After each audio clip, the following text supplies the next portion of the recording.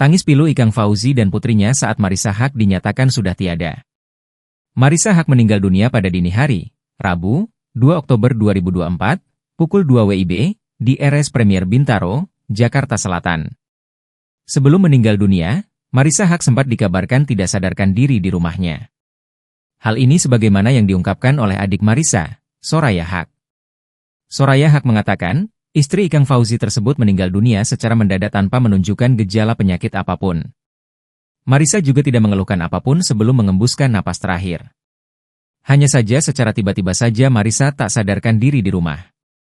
Keluarga langsung membawa Marissa ke rumah sakit terdekat untuk memastikan kondisinya. Kini, viral di media sosial detik-detik saat pihak dokter di rumah sakit menyatakan Marissa Haque meninggal dunia. Dalam potongan video rekaman suara yang diunggah di akun Gosip Lambe Gosip, Ikang Fauzi dan anak-anaknya sempat berkomunikasi dengan pihak dokter yang menangani kondisi Marissa Haque. Itu masih WhatsApp-an, kata Ikang Fauzi. Ibu lagi baca, kayak biasa, kata putri Marissa Haque saat itu, dokter kemudian menyatakan bahwa Marissa Haque sudah meninggal dunia.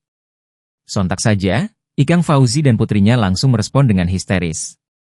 Sudah nggak ada, kata dokter.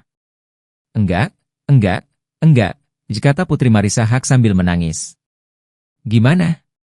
Gimana? Tanya Ikang Fauzi. Hah? Kata Ikang Fauzi saat mendengar jawaban dokter kedua kalinya. Enggak, kata putri Marissa Haque sambil menangis histeris.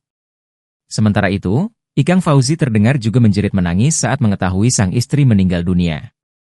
Sontak saja unggahan tersebut langsung menuai banyak komentar dari netizen. Tak sedikit dari netizen yang kembali menyampaikan duka kepada keluarga Ikang Fauzi atas meninggalnya Marissa Haque.